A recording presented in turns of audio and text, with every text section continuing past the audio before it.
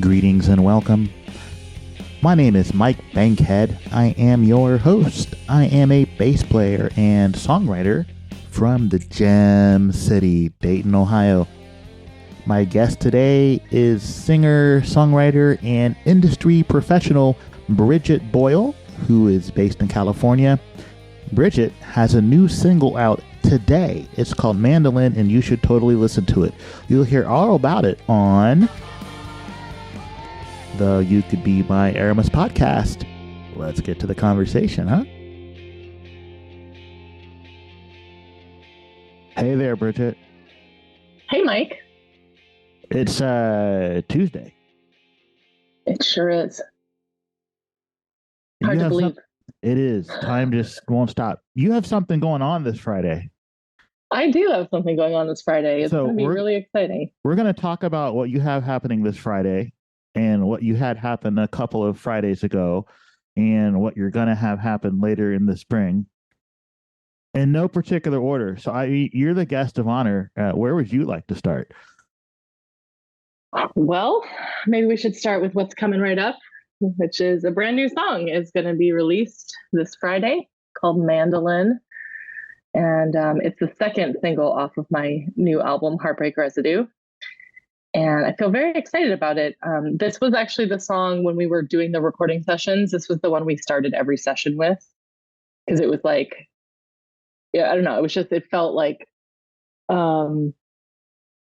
accessible in this way. It was like, it was like a good, get the band together, bring the, like create the energy song. And yeah, pretty much actually every session where we were starting from the first, because like we did a kind of layered style of sessions where we did we tracked the band and then we tracked my guitar and then we tracked my voice and that kind of thing. So every time we started at the beginning of like, okay, now we're in this phase of the sessions, it was always Mandolin that came first.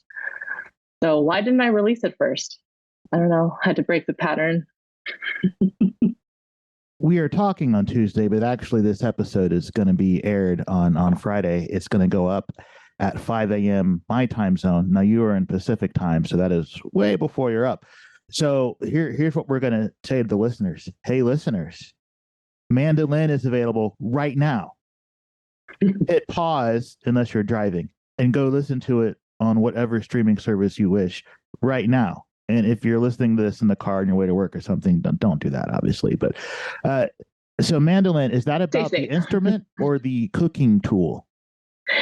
That's so funny. Originally, the song was about the instrument, and I realized only later that it's actually about both things.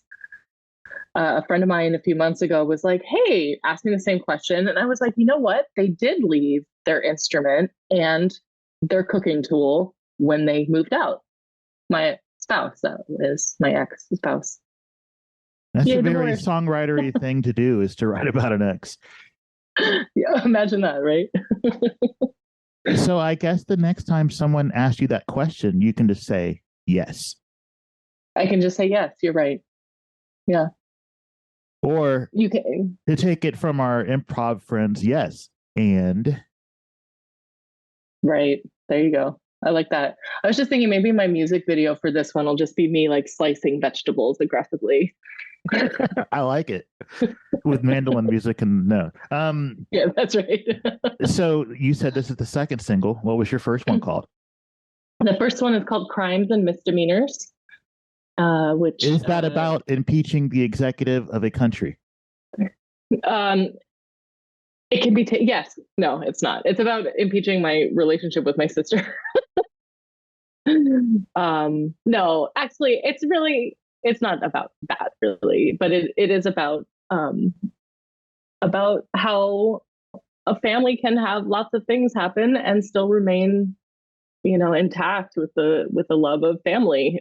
Just be, and because of the things that have happened in our lives and traumas and separations and fights and drama, doesn't mean that we're not still tied by blood and something deeper. So that's what the song's about.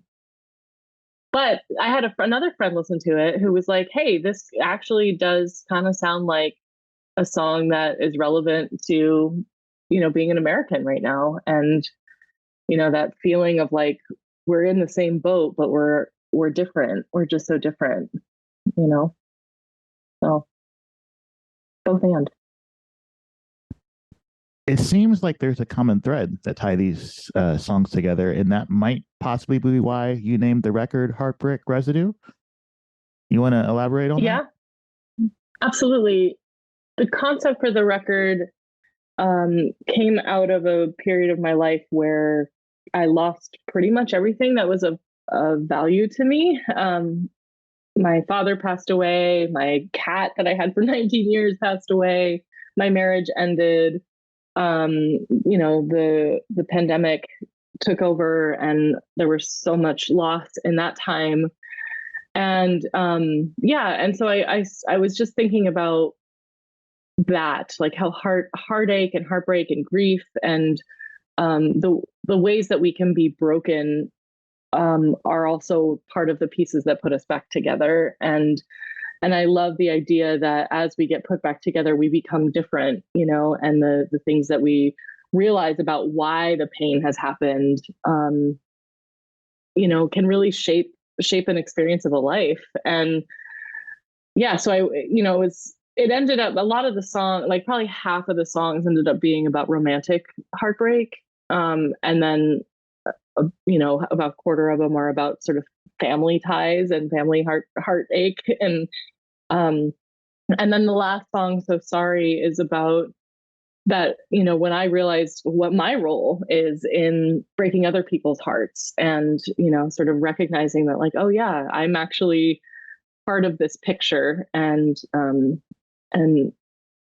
yeah, so it was a really interesting and healing journey to make this album. Like I worked really diligently on making sure my lyrics were capturing what I wanted to say.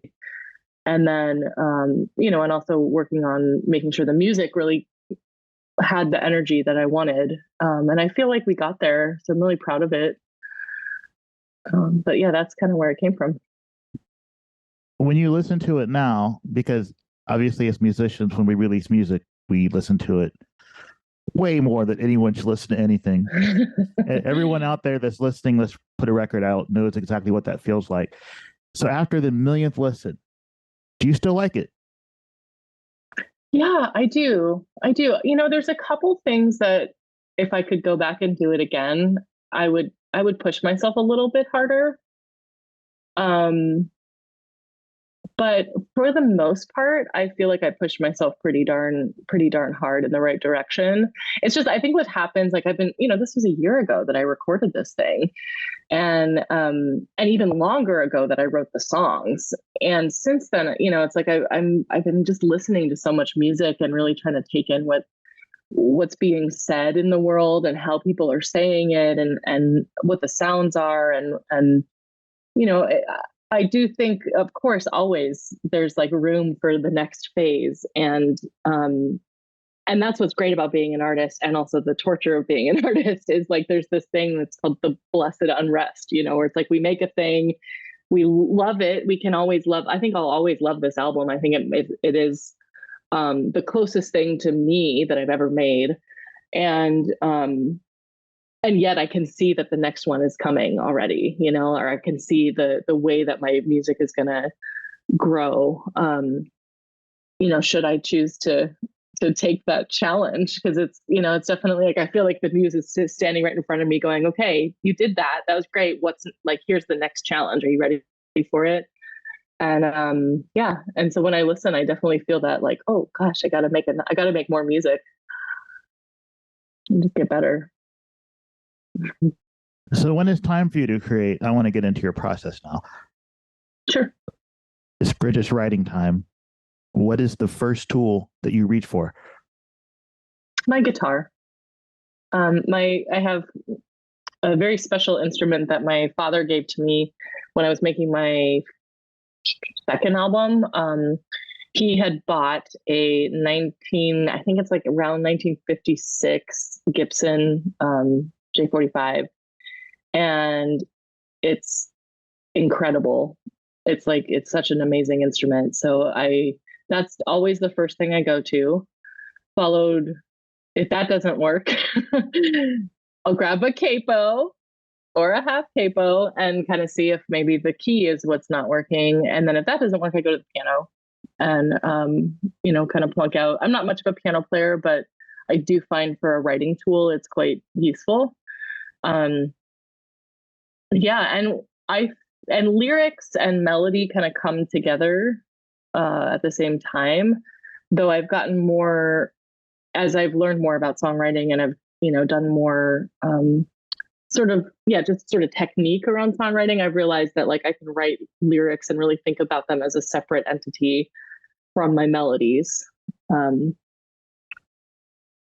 yeah, and then there's the whole write and rewrite and write and lose the song for 6 months in my phone and then be like, oh right, I wrote that thing, I want to come back to it. So I think that's the piece of songwriting that I want to shore up a little bit more, is like, how do I track all the ideas and really kind of keep them organized so that I can expand upon them. So it sounds like you write chord progressions first. Yeah, I usually write like a guitar, chord progression or some sort of like lick.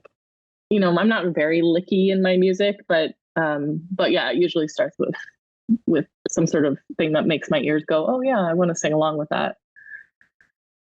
So how do you know when the song's finished? Mm-hmm.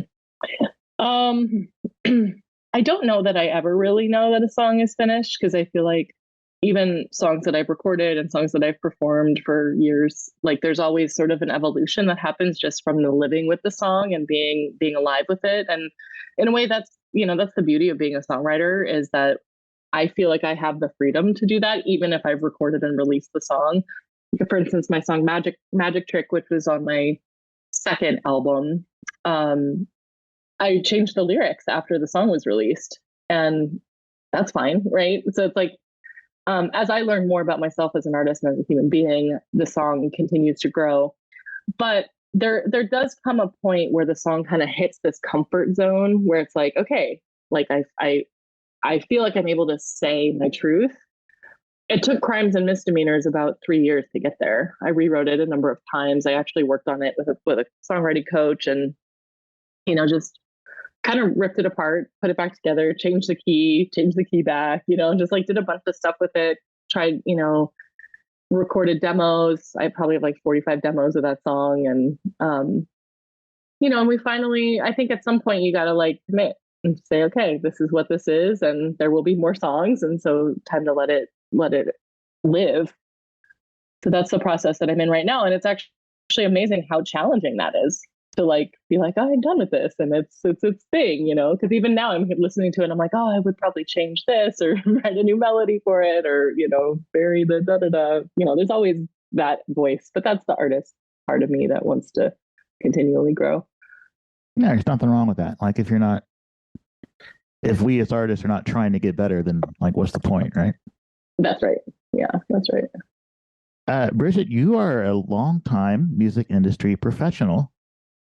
So I kind of want to ask, and I only know some of this story, so I would like to hear as much of it as you were willing to tell. How did you get to what are you doing in the music business other than being a songwriter and artist? And how did you get into the music industry? That's a great question. So my parents are both in the music industry. So my father, who passed away in 2019, was a recording engineer mainly for film and television. He did some in the record industry before he got into the film work.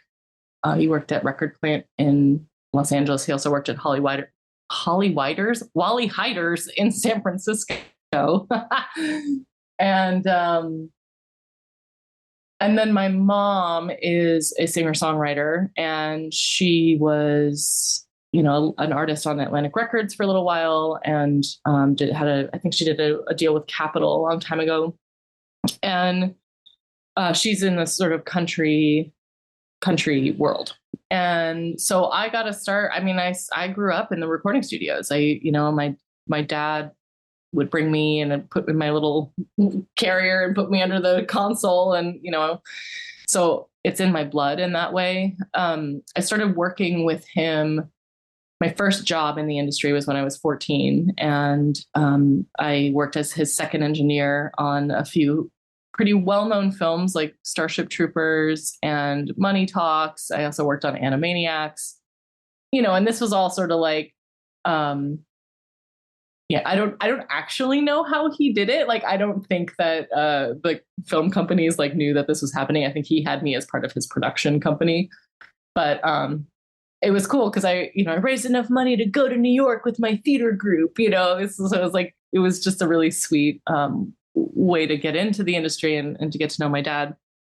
And then, and then I went into college and got really interested in the folk music of Eastern Europe, and ended up following that path for, I'm still kind of on it in some ways, but I was in a vocal ensemble called Kitka Women's Vocal Ensemble, and also in a Balkan brass band called Brass Menagerie. And so I've done a number of projects with both of those groups. And I also have a trio called True Life Trio, and have a few recording projects with them as well. And so, through all of that, I've been in and out of the studio for basically my whole my whole musical career. And and I've also done a lot of production work as a producer, an audio producer, and then also as an event producer. And I worked in the nonprofit arts sector for a little while doing production management. And so it's been quite a journey, like a varied experience. I've kind of got experience in a lot of different fields, and right now I'm really shifting my focus back into the commercial music industry. My dad and I started a record label in 2014. Is that right? No, 2017, and it's called Waximile Productions. And currently, the business is actually the business is no longer open, but the brand of the label, and I'm still running the label and kind of trying to figure out what the next phase is. After my dad passed, I tried to keep it going for about 2 years, and decided it was a big lift for me to run a label by myself, and but I am really interested in how I can support and how artists can support each other in the music industry. So I started a musician collective called the Wax Collective. It's a group of queer musicians who are coming together to, support each other's work and kind of try to forge new ways of building community in this wild industry that we like to call home. And so we're we've taken a little bit of a break, but we're about to get back together to start doing some more activities around that. Yeah, so I like a lot of different things in the fires, like different ways that I like to interact with the industry. And now I'm taking on the whole be my own artist thing and pursue that career part. So you're a lot better equipped to do that than most other musicians, because I'm sure you've noticed that a lot of musicians don't really educate themselves on the business part of the business. Yeah. And you've been around that so long. You have a certain amount of knowledge and experience and a network that a lot of other musicians don't have. So that's pretty cool. You have some advantages that I don't even know if you consider them advantages if you've sat and thought about it. I think I don't know that I've considered them as advantages. I think I think they're a little bit of both. Like, it's a little bit of a liability and a little bit of an advantage. Like, I'm such a I think it's taken me quite a long time to take myself seriously in this world. And I still always kind of have this feeling like I'm not at the level that I need to be, or I'm not doing the things I need to do to get there, or connecting with the people I need to connect with. And, so there's definitely, like, as I'm doing this phase right now of really kind of looking at my own music and my own art as a potential means of, like, having me be witnessed by the world. I'm really having to figure out, like, who are the kinds of people I want to be working with and connecting with, and what's the kind of work I want to do in this industry. I don't want I think I have a little rebel in me that like doesn't want to just like do the industry the way that it happens, you know? Like I have this way of like I want to forge new paths, and I think I need to, what I'm realizing about myself is I need to kind of like build up the stamina for that, because it's a lot of like it's hard work to maintain integrity and like still kind of live within the capitalist model that the music industry is trying to be in, you know. And artistically it's like there's so much pressure to sound certain ways and to be certain ways and to look certain ways. And how do I continue to like remain true to myself, having faith that like, I mean, you know, I was like watching the Academy Awards this weekend and it was like, oh my gosh, Jamie Lee Curtis just won her first award and she's like in her 70s, you know. And like, to me, it just goes to show that like, if you have vision and drive, like it doesn't like, and you keep going, keep making, like things can happen. I'm not exactly sure what I'm trying to say here, but I think like I think when growing up in LA, I had a lot of like problems with the way people kind of used each other. I think that's what it is. Like that always felt kind of icky to me, of like, who do you know? What are you working on? How can it? Now I see it as like a way that people were connecting with each other. I think I'm actually getting less jaded as I get older, but it's taken me a long time to get to the point of being like, oh, I can actually like reach out to somebody, not because like of like what they can do for my business, but because they're another human being and they might have some like words of wisdom for me. And like, maybe that's fine, you know? Whereas like, you know, I think that some of the people I grew up around, if, you know, some of the connections that I have, they would be like, oh my God, and like really try, you know, just like be on top, be like a shark about it. And I'm just not a shark. I'm more of like a kitten. But kittens are adorable and relaxing, so that's okay. Do you remember when you first picked up a guitar? Oh, sure. Yeah. 12 years old. 12 years old. Yeah. All right. So before you actually got your first job in the business. Yeah. Oh, yeah. I learned, oh gosh, it's a Beatles song. Oh, I'm looking through you. I was going to say Beatles song that narrows it down to 100 things. Where'd you go? Yeah. And my sister's high school boyfriend taught me how to play that song, and it totally changed my life. That's awesome. Or like, yeah, maybe didn't change my life. It just pushed me in the right direction, I guess. Well, I mean, you could have put the guitar down and never picked it up again, and then you wouldn't be putting out Heartbreak Residue soon. That's right. That's right. What's the release date on Heartbreak Residue, by the way? We haven't said. April 21st. April 21st. Yep. Excellent. And Mandolin comes out today. Today. Yes. Good thinking. Go listen on any of the things. It's going to be on my website, of course, and Bandcamp, and also any of the streaming platforms. And then I'm also releasing the title track, Heartbreak Residue, on April 14th. So, excellent. And there will be a music video for that, but that'll come out a little bit later. Is it already shot? It's being shot this weekend. Nice. Yeah. All right, let's go farther back. What's the first song you can remember hearing in your life? You're going to have to go back to toddler stage on that. Oh my God, that is an awfully hard question. So the thing about me is I actually don't have many memories before I was like 7 years old. That's fair. And I think I want to say that like the first songs I remember hearing were, I went to Catholic school and we did like Catholic school songs. Like, I want to say like On Eagle's Wings, or, you know, some of those sort of classic church songs. And also my mom's music. Her name is Karen Tobin. And yeah, it's so funny, like how I feel like, yeah, that's a weird, I can't think of much. All right, it's going to make the next question really hard for you to answer then. What did your childhood smell like?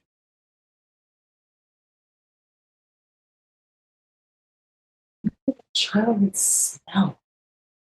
Recording studios. Like, I know the scent of a recording studio. There's this like the acoustic paneling smell and the smell of the XLR cables. And yeah, definitely recording studios. That's awesome. I love that smell.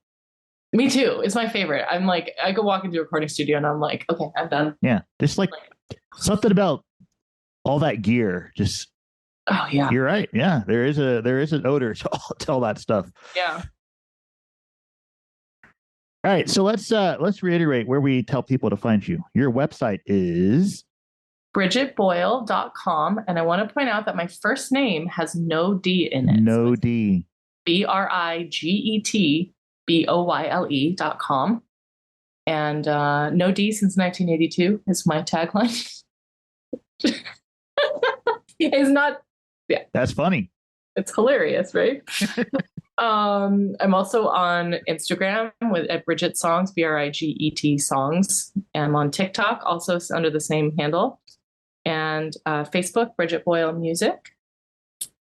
And Twitter, Briget. I managed to get Briget on Twitter, Briget, which is like a miracle. That's pretty good. Yeah. And yeah, but if you go to my website, that all the links are on there. Excellent. I will be linking to all those places in the show notes. Thank you. So, dear listeners, today, Friday, March 17th, go listen to Mandolin. Like, put it on repeat and listen to it all day. Let's get those streams up for Briget. And then on April 21st, you can get your hands on the full record, Heartbreak Residue. Thank you very much for taking the time to talk to me and the people today. I appreciate that, Briget. Thank you, Mike. This was really, really fun. I really appreciate it. Once again, thank you, Briget Boyle, for talking to me. Dear listeners, Mandolin, Briget's new single. It's out today. Why not go listen to it? I warmly invite you to do so. I also warmly invite you to like and or subscribe to this podcast wherever you listen to podcasts. Nice reviews truly help me. And, thank you for being here. It's very cool of you. Next week on the podcast, more interesting people for us all to learn about. Have a lovely weekend.